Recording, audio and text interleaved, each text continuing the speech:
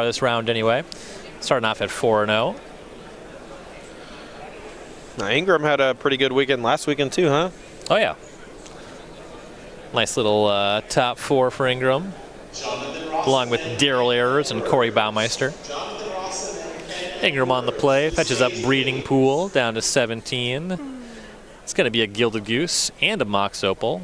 And there's a pass. Cavernous Souls. Got to figure that's on Human. Ether Vial cast off of it.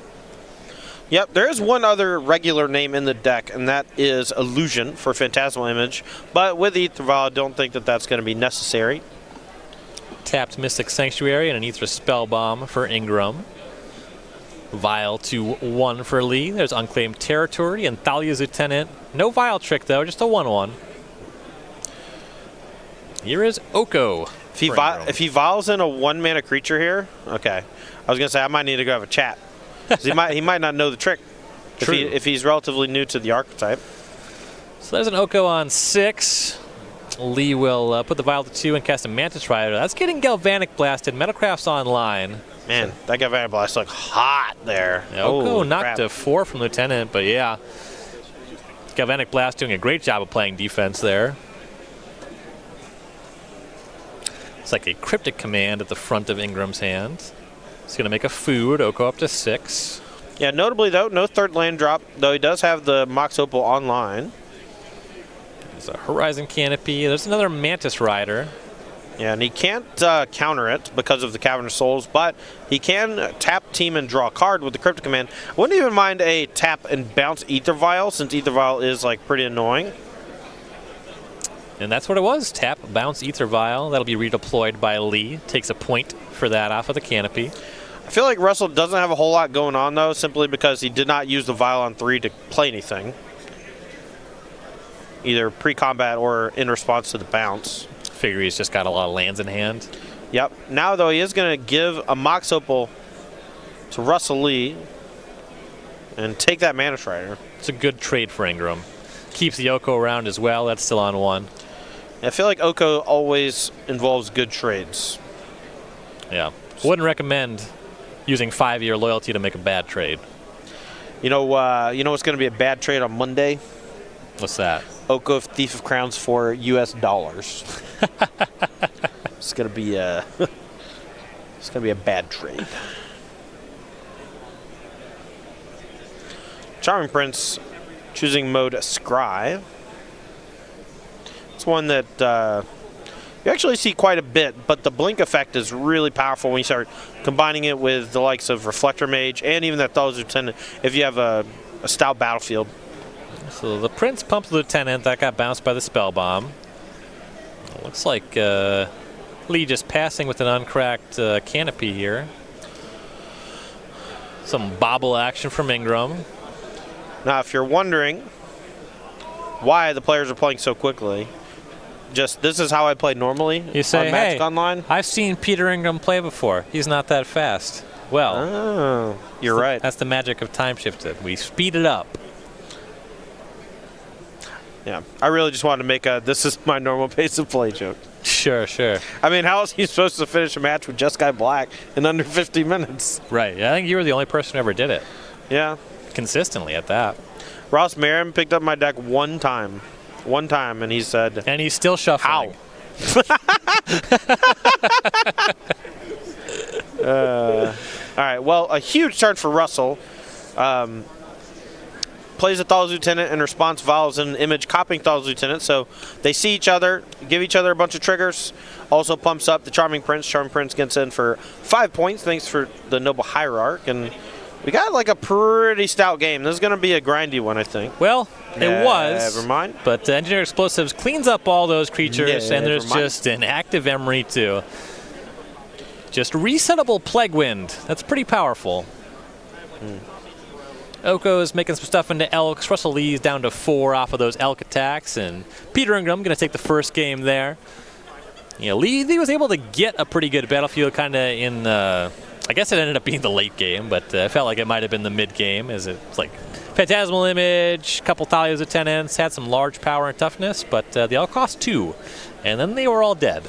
Yeah, I mean, that's kind of the joke, right? The Urza decks all have these really powerful cards like Oko, Thief of Crowns, Urza, Lord Hut, Artificer, and then they also just have this repeatable blast zone where they just continually blow up every single permanent you play that's not a land.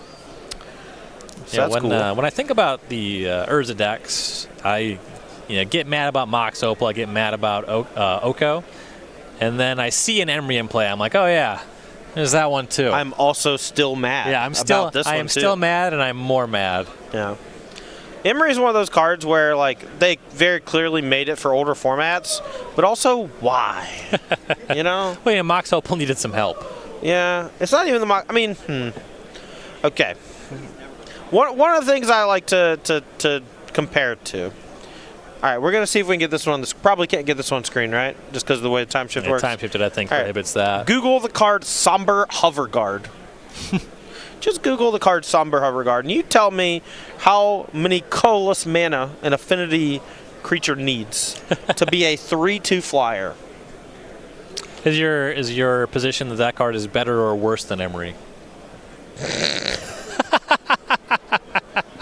Well, Summer Hover Guard's been in this format since its inception. Oh. It has seen no play. Fair. And Emery is ubiquitous among artifact decks. So faster start for Lee this time. He's got some vials going. He's got Thio's Lieutenant and a Phyrexian Revoker. That's turning off this Oko, I do believe. Got a Champion of the Parish. Getting some beatdowns, and there's a Kessig Malcontents. Ingram down to 5. Getting the boys back together. They're getting the band back together. Here's an Urza for Ingram. That could be of some value, though. There's plenty of bodies on Lee's side, and there's even a Dismember here for the Urza.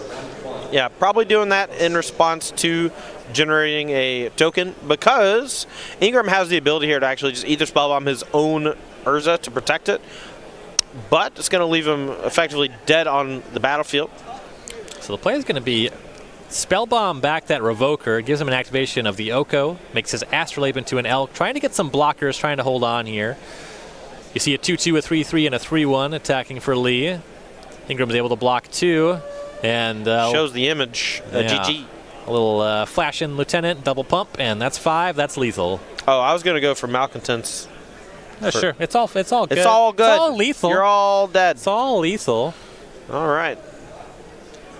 Can all tournaments be played at 4x, please? Yeah, why don't we do that thing where we record this on Thursday and then we watch it at this speed?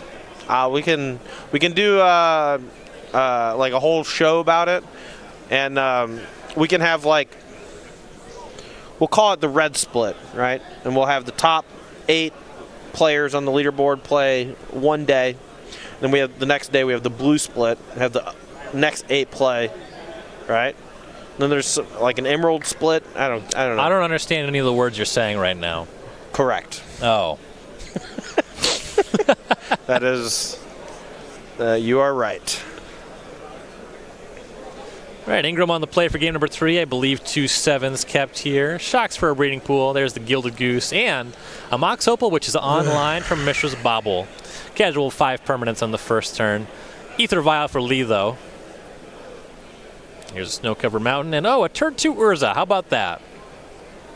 You love to see it. How you feel about turn 2 Urza, Todd? I feel sick to my stomach. That's what I feel. Fair. At least it's going to be over quick. Well, it's probably going to be over in about 20 real minutes of gameplay time. But for us, it's going to be over hopefully in about 5. So Lee's got a second land. He's going to Vial in Champion of the Parish and cast a Meddling Mage. It's going to name, who knows? There's no way of knowing. This is time-shifted magic. Yeah. I mean, the annoying part in this scenario for me is that the game is over. The game was over on turn 2 when Urza was cast. And yet, everyone has to watch the game for the next 10 minutes, including me. I think that you're probably the person you're most upset about watching the game, actually. Actually, no. I actually have a lot of empathy for the viewers at home. I know that watching the Oko decks play out it's not the greatest thing in the world. If you really like the deck, that's awesome, because this deck is really powerful. And it's fun to play with on occasion. But there's so many just unbeatable board states that it's like playing against a prison deck because they're trying to grind you out with Emery and Cryptic and Mystical Dispute, or not Mystic Sanctuary and Urza activations. Look at this! Look at this nonsense! So it was an attempt at a Mantis Rider, which Lee held priority and flashed in a Meddling Mage. Ingram Cryptic Command on the Mantis Rider. There's Engineered Explosives on the table right now. Yeah, I don't know. Another Meddling Mage and a Noble Hierarch. That means the champion's a 5. That and the Meddling Mages come across. Life totals now Lee at 18, Ingram at 10. Surprised, actually, that neither Meddling Mage was naming Engineered Explosives. I bet the third one is. Yeah, that's what I was wondering about. That's what I had come to assume the first one was on. Well, the Emery maybe like Mox Opal was one of them, but now like it just has to be this. All right, Brian was actually doing the feature match, but he's eating his Chipotle, so I'm just going to leave him alone. All right, so I think that we got soft confirmation right there. The third mage was on explosives because that spell bomb bounced it, and now there's an explosives on too. Makes sense. Checks out. So there's an attack with the 5/5 champion and 2 meddling mages. There's mana abound for the explosives to go off. But the champion comes across. Ingram's at 5. Meddling mage redeployed, and there's a phantasmal image. Maybe a little double mage action. You see Ingram fetch up Mystic Sanctuary, puts a Cryptic Command on the top of the library.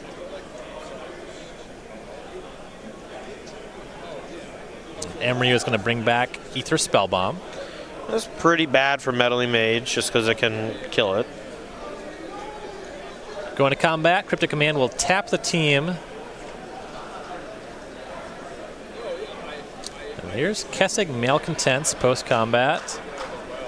Maybe I lied. That looks lethal. I lied. Team Urza loses after a turn to Urza. You claim somehow. You claim empathy for the viewers, and yet you lie to them. I did lie. You deceive them.